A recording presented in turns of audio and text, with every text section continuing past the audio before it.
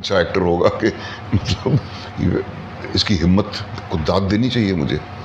और मैं जो था अलीगढ़ यूनिवर्सिटी का हीरो आया था वहाँ से, मैं अंग्रेज़ी के नाटक करता था और ये वो, and I was one of those actors जिसका मैं वर्णन कर रहा हूँ कि जो पहले रीडिंग में सबको इम्प्रेस कर देता था और परफॉर्मेंस वहीं का वहीं रहता था। Om was the opposite of that.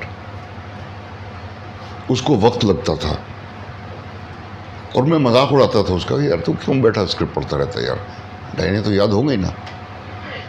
मुझे बहुत साल लगे ये समझने में कि जो ओम करता था वो रास्ता मुझे अपनाना चाहिए था, लेकिन 20 साल की उम्र में ये ख्याल कहाँ आते हैं, क्योंकि उन 3 सालों में जो ग्रोथ मैंने ओम का देखा और अपने ग्रोथ से मैंने कंपेयर किया, तो मुझे तो ये एहसास हुआ कि जो एक्टिंग में अलीगढ़ में करता था मैं वही कर रहा हूँ अभी भी।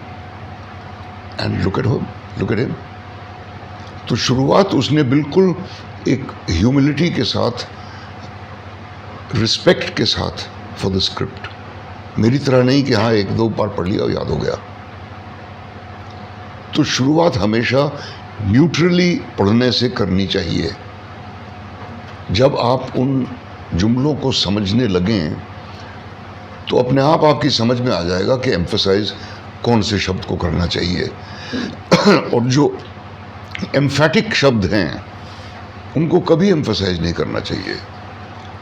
वेरी या I will kill you, because this can't mean anything else. So that is the important thing. क्योंकि होता क्या है कि एक्टर्स एक पैटर्न में फंस जाते हैं और फिर उस पैटर्न से निकल नहीं पाते, और फिर उसी तरह से लगता है कि आप रिकॉर्डिंग सुन रहे हैं कल की परफॉर्मेंस की। Right? Does that answer your question? हाँ सर भाई पीछे जो, हाँ ठीक है, आपके बाद वो पीछे जो बैठे हैं। हाँ सर, मेरा नाम मयूर है, मैं आप लोग हिंदी में ज़्यादातर लिखता हूँ। And first of all thanks to English film society, मैं आपके सामने बैठा हूँ, आपसे बात कर रहा हूँ, आपसे सवाल पूछ रहा हूँ।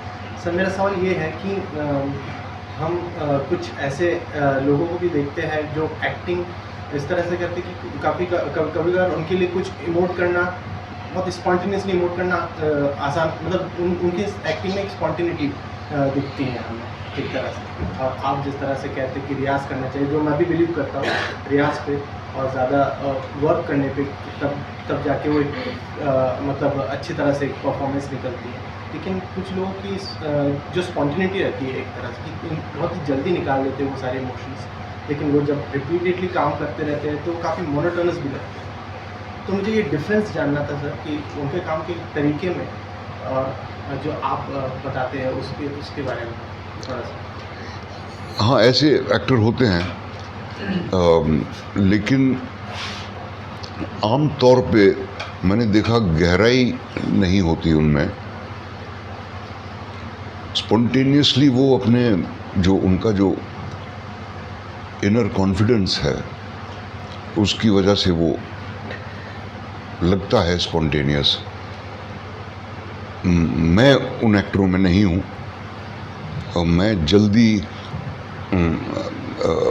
अपना परफॉर्मेंस तैयार नहीं कर पाता, मुझे वक्त लगता है।